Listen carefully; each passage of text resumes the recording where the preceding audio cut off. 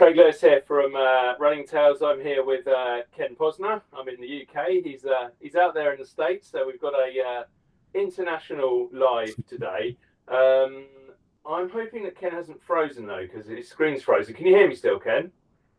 Craig, I can hear you fine. How about, can you hear me?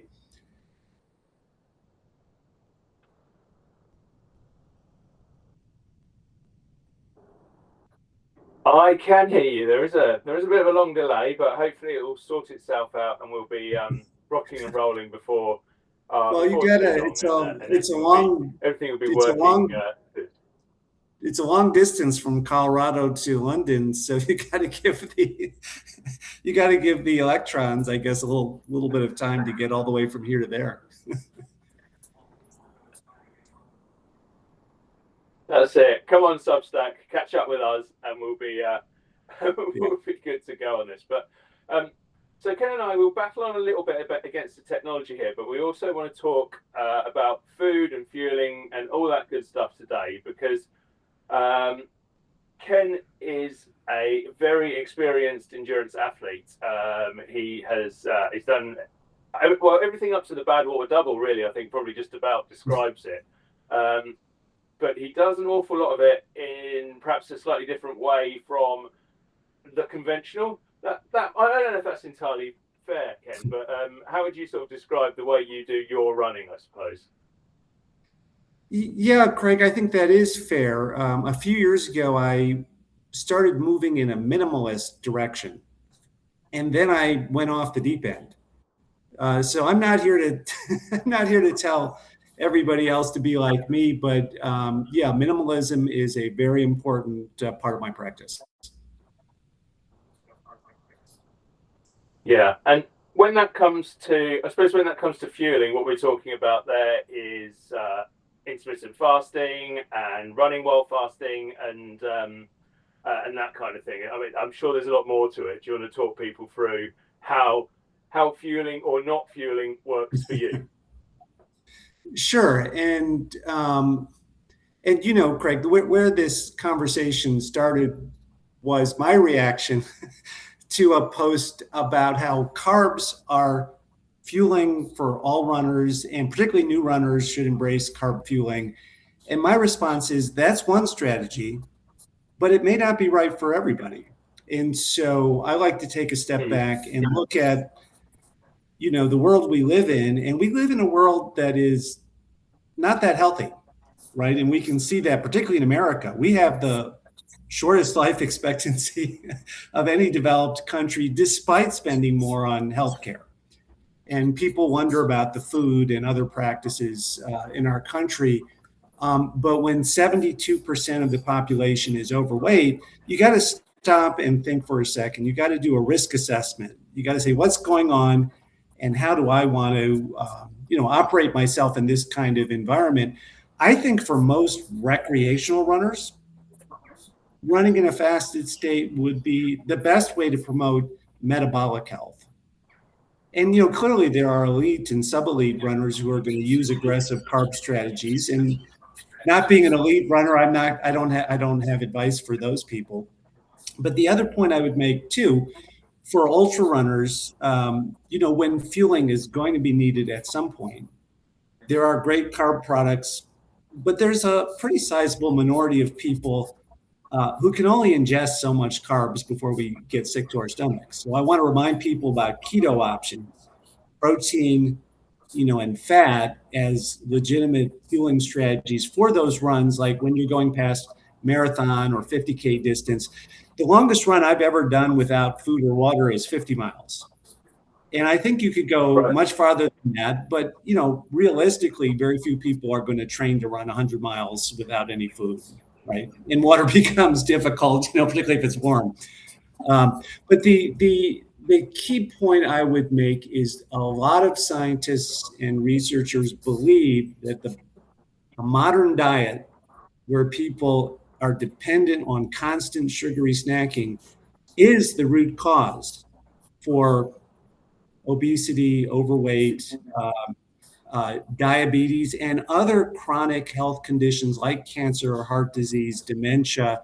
So just as a runner, think twice before you embrace a high, a carb fueling strategy, because that may help you a little bit with your times, but it may not be, productive for your overall health.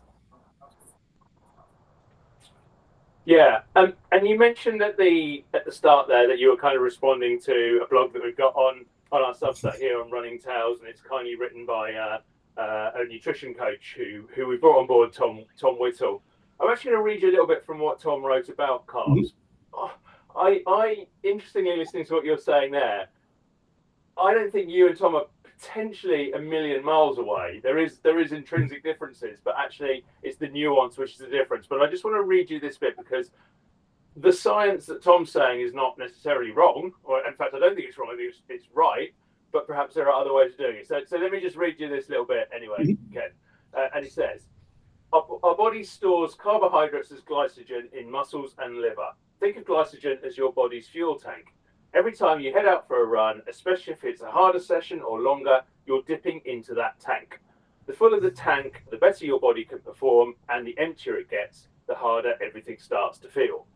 Runners invest in new shoes and watches and gadgets, but then hesitate to have an extra bowl of porridge or another slice of toast because they're worried about eating too many carbs. The irony is that carbohydrates are probably the simplest thing you can change to improve your performance. That doesn't mean eating huge bowls of pasta every night or loading up on carbs when you're barely training. It means matching your fuel to the work you're asking your body to do. So I suppose my question off the back of that is, I mean, is Tom wrong, or is the difference in the nuance? Well, I'm not a nutritionist. I'm not a doctor. I'm not a scientist. I'm just, a person. But yeah, I think he's wrong because he's not talking about fat. The body has, enormous stores of fat. And I think the traditional science, people would say at different speeds, your body's burning a different mix of fat and carbohydrates, right? So, he's got to address fat and bring that into the discussion. Otherwise, I think he's not really bringing in the science as it's understood. So I'll give you an example of my journey. I used to be a conventional runner before I went off the minimalist deep end, and I would run 12 or 13 miles and I would hit the wall. And my legs would turn to, molasses, and my mind would get dark and depressed. And that's the sugar wall, right? That's when you're dependent on carbs. And to Tom's point, that's when you've exhausted the easy supply of carbs in your body. But I didn't accept that because I had read a little bit of history and accounts of people back in the day, and they went for days without food, right? So I knew there was a different way to do things. So I just trained. I gradually, pushed the distance from 12 miles to 14 to 16. And I remember one day I went out and did a marathon distance training run, and I had a bag of cashews.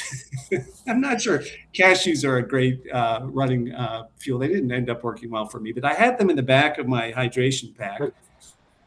And I just I was able to get through the whole run without them. And then I had a 2-hour drive. And I remember this feeling really crystal clear and energetic, although hungry. But that was a major milestone for me. And I realized I could run long distances without snacks. I ran all my marathon PRs with no calories, right? And even today, I'm not running any PRs recently, but I find I can get to marathon distance without any calories. And after that, I start to slow down because that's where my body is trained to. Yeah. Back in my prime, I could push on 40 miles and beyond before I really needed food. So you can, the human body is like a car. We have a gas tank, right? But the difference is you can train your gas tank. Your car, you can't do that. It's just a fixed capacity. So just trying to think about, get this right in my head in terms of I suppose the science of it, or when you're talking about running fasted, the energy you're getting is coming from existing fat deposits within your body. Is that correct? That's right. I mean, I don't know where else it's coming from, like Wi-Fi, waves or something, but yeah, fat. Absolutely. And by the way, when I run fasted today, I don't eat. I used to eat something before a marathon and then nothing during it. Now I just eat the night before, and so I'm fasted, from the start all the way to the finish. Yeah, and again, apologies if it's a stupid question, but presumably the argument is that there is enough of that fat storage or whatever within anybody's body, Yeah. however lean you might be, to keep you empowered or keep you powered up, if you like, for a decent amount of time. For hundreds of miles, for sure. And by the way, I read this account. It was a bunch of white guys in I think it was 1849, and they joined a band of Shoshone Indians to go out on a hunting trip. And they didn't find anything. They didn't find any animals for a couple of days. And the white guys had grown up on farms. They were used to 3 square meals a day. They were in tears. They were so hungry. But they observed the Indians were, the Shoshone were totally used to this. They didn't bat an eye. They sat around and sang songs. So, I mean, that's, I think an example of how people used to be, right? I mean, obviously our ancestors had enough food or we wouldn't, be here, but they didn't have food every day. They didn't have power bars. They didn't have refrigerators. They had to go out and find it. By the way, one of the weird things about the modern world, in the old days, people went out and walked and ran because they were hungry and they were looking for food. And this is a point that Katie Bowman makes. She's a biomechanist and very smart about how the body works. Today, we eat too much food, right? And so we go out to run to burn the extra calories. And now you want people to take more calories, right? See, this is a cause of injuries because we're over-energized compared to our ancestors and compared to the way our bodies evolved, right? You go out, you're over-energized, and we're over-energized because we have a lot of physical energy. But then we have all the stress of the modern world, right? The information overload, the people screaming at you on social media and everything else, your favorite politicians driving you nuts. And so a lot of us go out to run, to burn energy and put ourselves back into a sort of a controlled mental state. And so you give yourself more energy through carbs, you're raising your injury profile. You got too much energy, particularly for a new runner. You're going out with carbs and caffeine and you're running too fast and you're raising that, and you've got bad, body dynamics from shoes and sitting all day. And now you go out and run too hard and you raise the injury risk. And of course, injuries are a major problem for modern runners.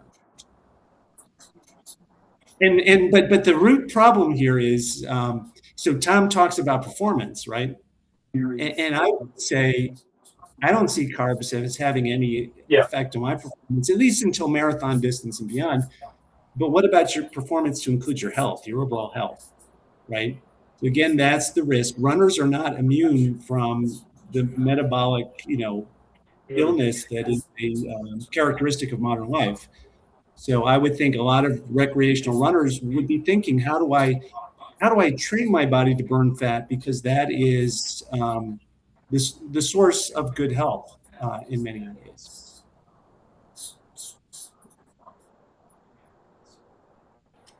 Yeah. I just want to go back on one or two bits. First of all, I'll ask you something slightly provocative, see what you think. And that is basically, you're an ultra runner, you do quite a lot of extreme events, you run barefoot, and I know that there's a whole argument about that's better for performance and it's better for avoiding injuries and so on. But you run minimalist, you run fasted, you talk a little bit about how things were, how the modern way of life, the soft modern way of life, if you like, is not helping us. Is there an argument to say that this is Ken Posner being, ultra strong and ultra cool and ultra out there, and look what I do, I'm the big bare-chested caveman, how amazing am I, and boo to modern life? Yeah, I mean, and there's a lot of this. I wouldn't be the only one. There are all sorts of bare-chested dudes running around, jumping on trees. By the way, I don't do tree climbing. It's sort of interesting, but I haven't climbed any trees. By the way, Instagram is really good at serving me with more and more of this stuff. I think it depends on your goals, right? So if you're a recreational runner and your goal is to maximize speed, I don't know, maybe you don't want to take the time to train your body to burn fat. What are you doing? A 5K? You really need carbs for 5K? If you need carbs to run a 5K, maybe you're better than a couch potato, but you're still metabolically sick, right? Or a half marathon. You can argue about it. A marathon is starting to get more difficult for most people without carbs, but you can train yourself to do that. It depends on what you want to do, but I think we have to face some facts. I'm going to quote Dan Lieberman, right, evolutionary researcher at Harvard. Our health spans today are not good. The health span in America is 64 years. That means I've got only one more year to be healthy, Craig. So I'm trying to do a lot of things to continue to be healthy, so I can do things. When they study hunter-gatherer cultures, the people are healthy into their 60s, 70s, and even 80s. Yeah. Where in America, that is the exception, not the rule. I was, obviously childhood mortality is very different. That's the big difference. So, but once you make it through childhood as in a hunter or a primitive society, you live outdoors, you're healthy. And so a lot of what I'm trying to do is preserve that natural vitality and vigor. And so that includes doing a lot of things that are quote unquote old fashioned. Whether it makes me cool or not is very debatable. I definitely think some of the runs you've done are very cool. So, yeah, you're kind. One fan here. The other thing I mentioned to you when we were sort of chatting offline was kind of at what stage these tactics, for want of a better word, come in, because obviously you have done a lot of running, and you've trained your body a lot over a long time, and you know your body and you know your running. And you even spoke there about like the first time you found yourself crashing because of carbs was already when you were running a half marathon. I know, again, you sort of answered this offline, but I think it's an interesting discussion for people listening to us here. And is this something that a beginner needs to potentially approach differently from someone who's got more experience, i.e., trying to work out when your body might crash and how it might, and therefore, if it is, do you kind of need that crutch of carbs? I don't even know if that makes sense, but I'm just wondering how experience plays into this in your view. Well, I mean, being a little bit older, I grew up before any of this stuff, before people knew, right, any of this stuff. And if you read Tim Noakes, by the way, right, he'll point out that people used to run marathons totally without calories. So there's nothing new here. Yeah. What's new is the carbs. But it's hard for me to imagine that a new runner is going to immediately leap to the half marathon and marathon distance. So if you're running 5Ks and 10Ks, you shouldn't need carbs. And if you go down that path where you need carbs to run even short distances, to me that's and I'm not a doctor or scientist, but that looks like metabolic sickness. So I would say if you can't run 3 miles without carbs, there's something very wrong with you, potentially. And people are different. There are people, but most people should be able to do that. Now, if you're training for a marathon, you might want to use some kind of fueling later in the run if you're brand new. I mean, that's not crazy. But as you start with running shorter distances, I don't know why you would be using any fueling at all. I mean, that seems a little scary to me, actually. One of the things I entirely agree with that, really. Yeah, one of the things. Sorry, go on. Okay. Go on. I was just gonna. One of the things that I worry about a little bit is marketing.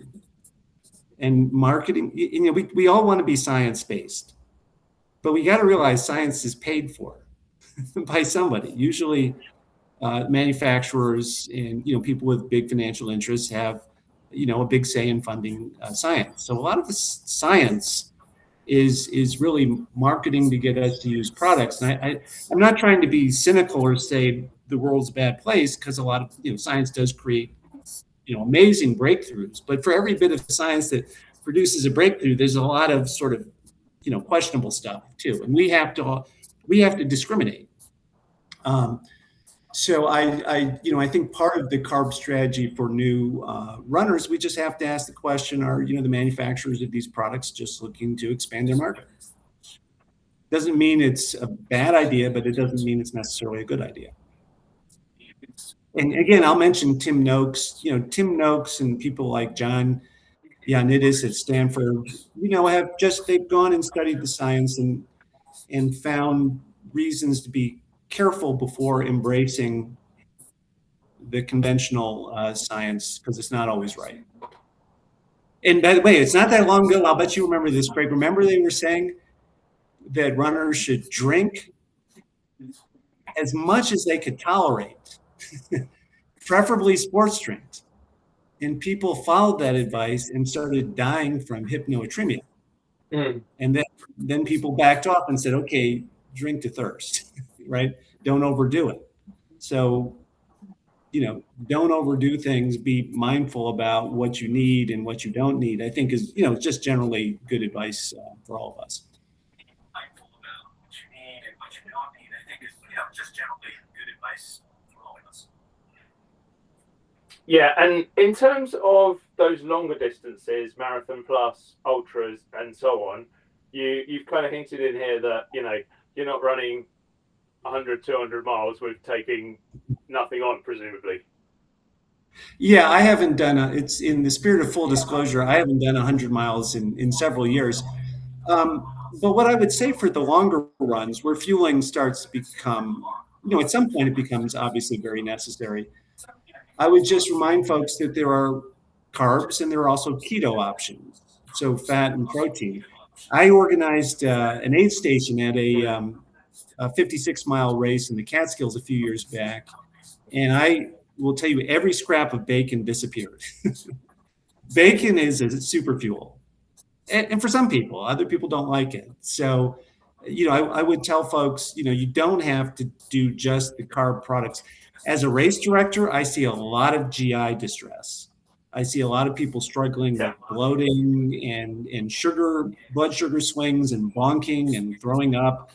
And, when you're running hard, and particularly when the temperature's hot, your stomach can only process so much calories. By the way, that's a great reason for ultra runners to do some of their training in a fasted state, so that they have the confidence, if they do have GI distress, that they can stop eating for, and they know they'll be able to keep moving, maybe not super fast, but the self-confidence to know that if my stomach goes awry, I can stop forcing calories into it when it's not in condition to process it, and at least keep moving. Maybe it won't be my best race. But for those long runs, not everybody can tolerate endless carbs. I sometimes get upset at some of the, like the 24-hour races where, they have real food, but it's all carbs. It's like pizza. Yeah. It's just dough, like a very thin layer of tomato, or it's pancakes. And my body can only tolerate so much. Part of the reason I've gone down this journey is because my body is sensitive, and too much carbs makes me feel very poor. So I've learned to start bringing my own supplies to some of these races. And it could be, salami or bacon if I can cook it, or other things that just don't create that massive glycemic load and that blood sugar spike. One of the things I learned when I was gradually weaning myself from carbs running marathons, I would take, a pack of the Carbo Chews, right? And I'd chow down a whole pack of those. And then I was like, I don't need to eat 5 chews at once. So then I would do 1 square every couple miles. And instead of having huge swings in blood sugar, it would be smaller. And then I found that I didn't need them at all eventually, at least at the marathon distance.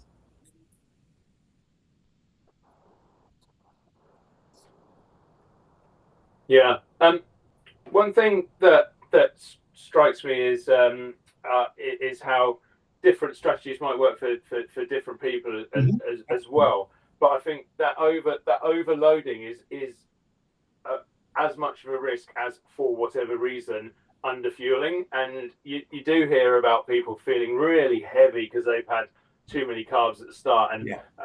You'll definitely remember not so long ago, how do you prepare for a marathon? Well, you eat as much pasta as you can possibly find the night before.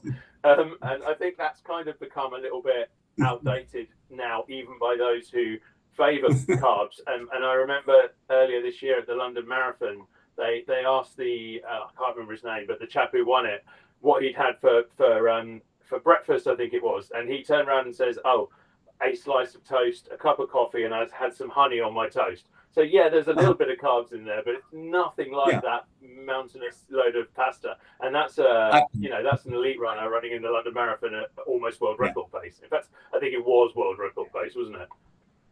Yeah. I don't give advice to people who run at world record pace because I've never even come close to that. But I remember I did the pasta loading and it would just give me diarrhea. But hey, that may work for some folks. But the goal is we're n equals 1, right? So we're all different. And our ancestors back in primitive cultures, they were very highly attuned to their environments because they lived there for generations. But today we're all mixed up and from all over the place, and the food supply is changing so rapidly. I think we all have to do n equals 1, test and learn, and try, and listen to folks. But be careful if you listen to David Roach. I don't know how much carbs he's taking per hour, but he may have an unusually strong stomach, and that may not work for other people. By the way, be careful about doing what elite runners do because a lot of them run like 100 miles a week, and that's not the right dose for everybody else necessarily. Yeah, absolutely. Where do you stand on things like, and I guess this would be, well, certainly over the marathon distance, maybe half marathon, perhaps for some people at ultras if they're not eating real food, but on like taking on gels and things like that? Well, I haven't taken a gel in years and years and years. I've been running in more or less a fasted state, I think, for at least 10 or 15 years. What I see people at ultra marathons, I'm part of a group that organizes ultra marathons, and we see it's more the powdered stuff that's popular, like the Tailwind and the Scratch, that you can mix into your water in various concentrations. And that seems to work really well for a lot of runners. So I'm certainly not saying that's a bad idea for ultra runners. The problem with the gel, besides it being sticky, right, is that it gives you a big shot of calories all at once, right? Yeah. But one of the things I discovered in Badwater, your stomach only has so much capacity to process calories, and effort and heat both detract severely from what your stomach can do. So I think one of the most important lessons that I would suggest, based on just what I see at the races that I organize, is when your stomach gets overloaded, you got to back off, or you got to deal with the consequences of feeling really gross. And you don't want to do an ultra marathon and feel really gross throughout it. I don't think that's not how I want to run. You want to feel good. Not every ultra marathon is going to go well, right? Sometimes they're survivathons, but a good ultra marathon is when your stomach is performing well and your legs are performing well and you're not too out of breath. And so, learning what your stomach can deal with and what it can't. By the way, part of the reason I'm gone down the path I have is I may have a more sensitive stomach than other people. So I remember back in the day, Hammer Nutrition's Perpetuum, I would take that stuff. And after running all day on this stuff, I just felt gross. And I remember my coach, Lisa Smith-Batchen, she's a 10-time Badwater finisher. She's a super coach in person. And she said, "Ken, at this point in the race, have some real food. Have a slice of pizza. Something different besides these gels." So that was one of the things that worked for me. But I was on a long path, and I never found foods that I particularly liked.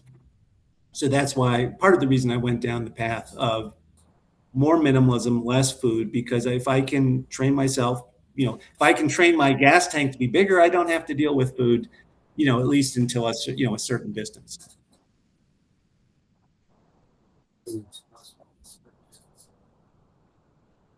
It's part of that training, taking part, what you do outside of race day or races or even training, in terms of, I know you do intermittent fasting and work in that way. For me, and maybe this is the way society has trained me, do you know what? I'm always hungry, Ken, so I don't think I'd be very good at it, but perhaps that's just the way that society has trained me. Well, intermittent fasting is a very important part of my overall self-management. And I can't quote you the science on whether it'll make you live longer or whatever people are obsessed about.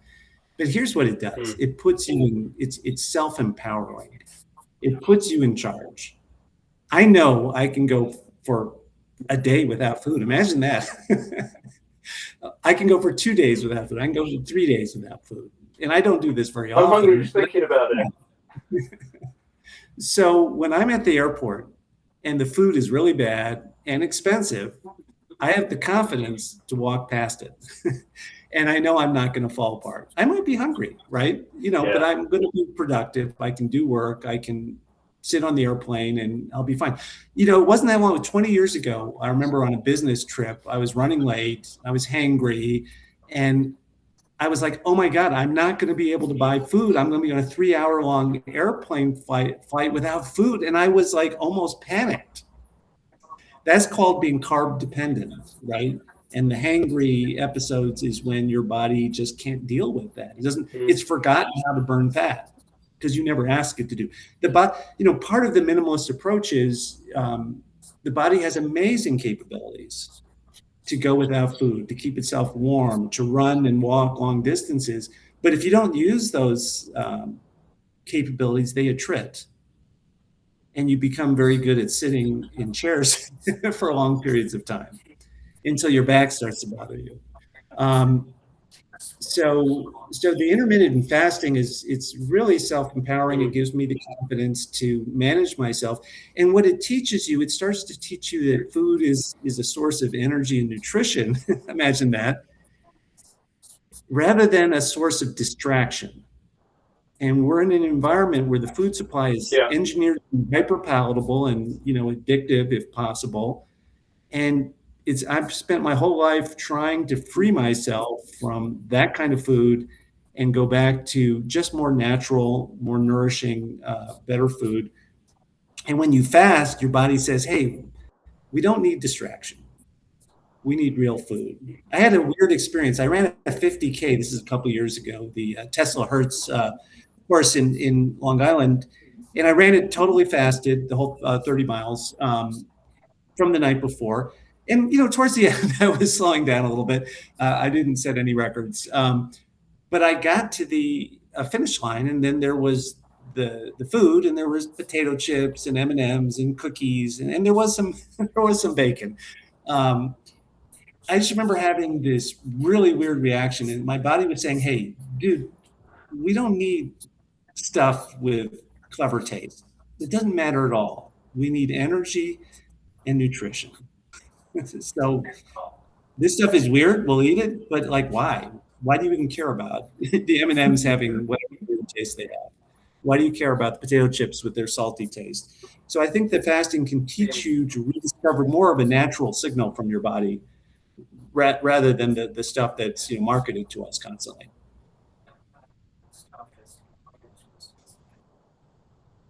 No, it's absolutely fascinating, and I think it's really interesting to just sort of explore logically how these things work, because I think a lot of it does make sense in terms of we have a society where an awful lot of people are overweight and an awful lot of people are unhealthy because of that and because of the food they put into their bodies. And as runners, we are because we go out there and do anything from 15 to 100 miles a week or whatever it might be. It doesn't make us immune to what is affecting everybody else on this planet. And there's actually a real risk because, people will talk about, body fat as a risk factor, but it may be that the body fat itself is not the risk. It's what this food does to the blood sugar levels, right? So one of the theories about Mm. why sugary food and metabolic weakness is root cause for cancer, dementia, heart disease, or particularly heart disease.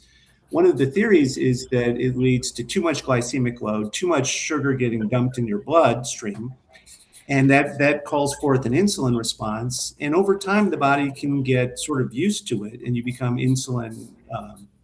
Or you become insensitive to the insulin and you have an elevated level of blood sugar.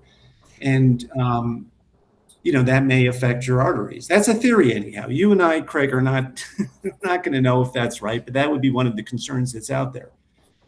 So if you eat this food and you jack your blood sugar up Yeah. but then you go work out Yeah. and you burn off the fat, Sorry, go on. what you're doing is you're not addressing the root cause of potential health problems. Right? You're addressing the buildup of fat, which is a consequence, but you're not addressing the fact that your blood sugar is potentially getting jacked too high. And so that's why I react when people are like, well, new runners, you got to take carbs. It's like even more carbs, right?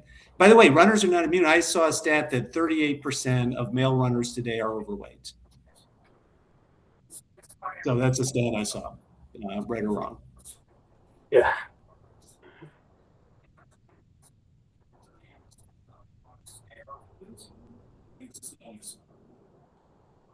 Mm. No, well, I mean, that certainly wouldn't surprise me. That stat. I mean, it might. Oh, it's a whole other argument over what overweight is, because you get things like your Right. body mass index and all that sort of thing, which I think is a load of rubbish, frankly. But there are other. You can go down.